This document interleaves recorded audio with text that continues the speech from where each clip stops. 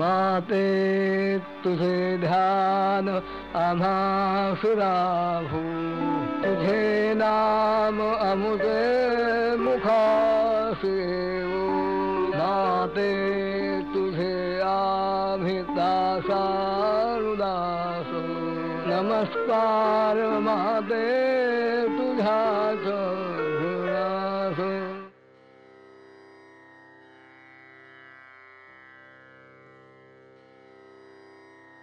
प्रत्यक्ष मारुतीरायासोबत हा अनुभव सोबतच्या भक्तांना स्वामी कृष्णानंद आणि हरी महाराज यांच्या समवेत माहूरच्या दिंडीत आला. त्या वानरांच्या सोबत जंगल विरळ होईपर्यंत सर्व चालत होते. थोडे मोकळे मैदान दिसले. वानरांनी जंगलातील आपली वाट पकडली. सायंकाळ होत आली तेव्हा कुठल्या तरी गावामध्ये जाऊन मुक्काम करावा असे सगळ्यांचे ठरले. पण पुढे गावच लागेना. रात्रभर थांबावे म्हटले तर जंगलात कुठे थांबावे आणि चालावे म्हटले तर नेमके कुठे चाललोय याचा साधा आदमासही कोणाला येईना. काय करावे याचा विचार करीत सगळेजण एका जागी थांबले. स्वामी कृष्णानंदांनी सर्वांना एकत्र बसवून पुढे कसे करावे अशी चर्चा केली. इथेच शेकोट्या पेटवून आपण रात्र काढावी. स्त्रियांना आणि लहान बालकांना मधोमध आणि बैलगाड्यांमध्ये झोपण्यासाठी जागा द्यावी. इथेच भोजन करीत बसावे. पहाट होईल तेव्हा बघू. काही जणांनी मशाली घेऊन पुढे जावे. पुढे कोणते गाव आहे, मार्ग कोणता हे बघून यावे. नंतर सगळ्यांना सोबत घेऊन जावे.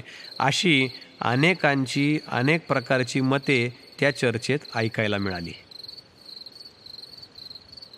तेव्हा कृष्णानंद स्वामींनी हरी महाराजांकडे पाहिले.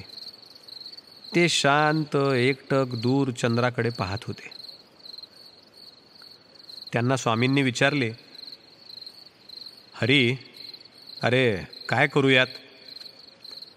तुला काय वाटते? हरी महाराज म्हणाले, दादा, मला वाटतं आता सायंकाळ होऊन गेली आहे.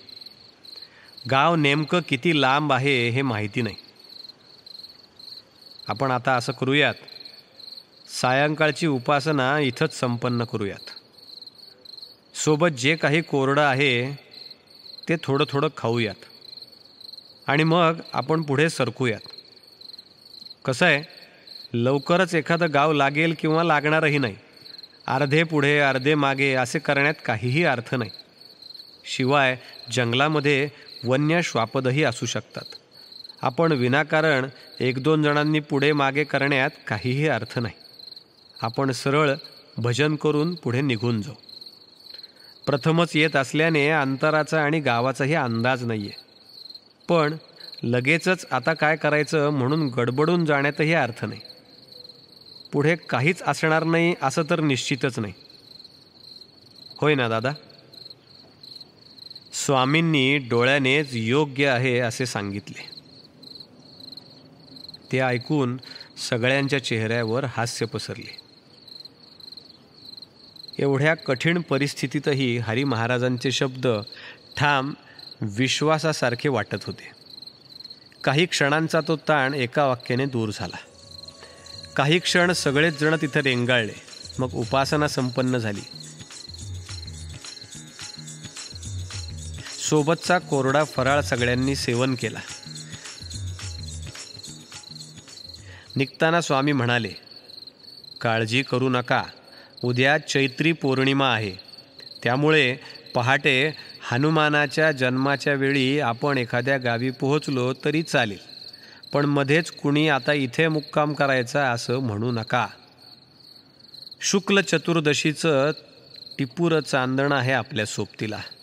पहाटेपर्यंत प्रकाशाची तरी काळजी नाही आहे आणि आकाशही निरभ्र आहे. त्यामुळे अंबाबाईचं नाव घ्या, मारुतीरायाचं स्मरण करा आणि चला. पहाटेपर्यंत पोहोचलो तरी चालेल. आलं का लक्षात? कृष्णानंद स्वामी सगळ्यांना उद्देशून म्हणत होते. चला, मशालवाले आधी पुढे व्हा, बैलगाड्यामध्ये मागे घ्या, चला, हरी महाराजांनी आवाज दिला. सगळे जागचे हल्ले आणि शिस्तीने चालू लागले. सर्वजण मुखाने जगदंब जगदंब जय जगदंब जय जगदंब म्हणत निघाले. किती वेळ जात होता कोणाला काही कळत नव्हतं.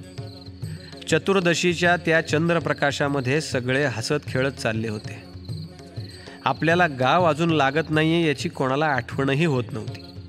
मध्येच एकदा हरी महाराज म्हणाले, चालत रहा, किमान पूर्वेला सूर्य उगवेपर्यंत आपण चालू, म्हणजे सूर्य उगवताना मारुतीरायाचा जन्म साजरा करून आपल्याला नैवेद्याची तयारी पण करता येईल.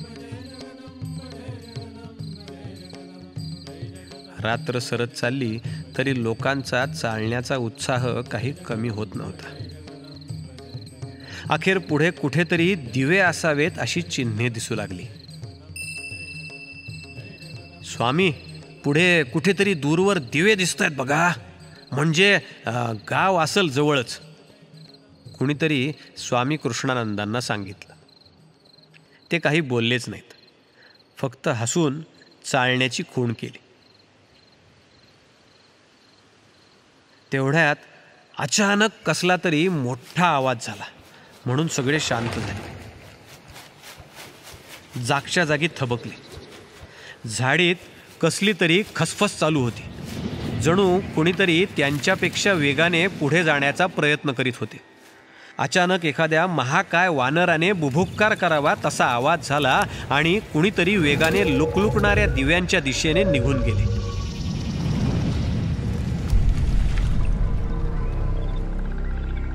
झाडीमध्ये प्रचंड सळसळ झाली.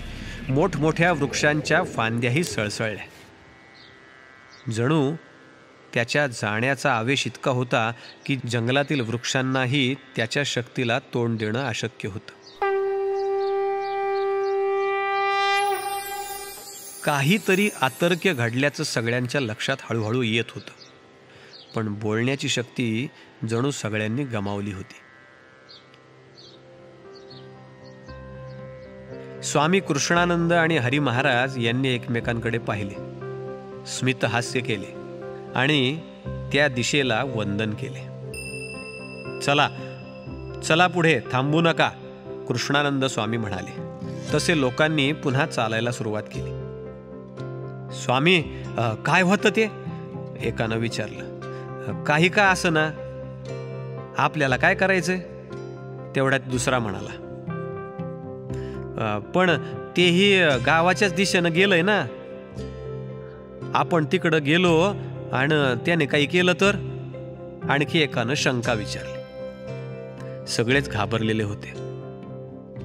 स्वामी कृष्णानंद शांतपणे म्हणाले, अरे, इथून जाताना आपण त्याला दिसलो नाही असं वाटतंय का तुम्हाला? बाबांनो, अरे काही करायचं असतं तर इथंही आपल्याला करू शकलं असतं ना ते, पण काहीही झालेलं नाही. त्यामुळं तुम्ही काळजी करू नका, चालत जाऊ. चला, गाव फार फार तर मैलभर असेल. कृष्णानंदांनी धीर दिल्याबरोबर सगळे निघाले. खरोखरच झाडी संपली तसे गाव दिसू लागले. सगळ्यांनी सुटकेचा एक सुस्कारा सोडला. पुढे गावात काय अनुभव आला? माहूरला लगोलग जाणे झाले का? हे सर्व जाणूयात पुढील कथाभागात.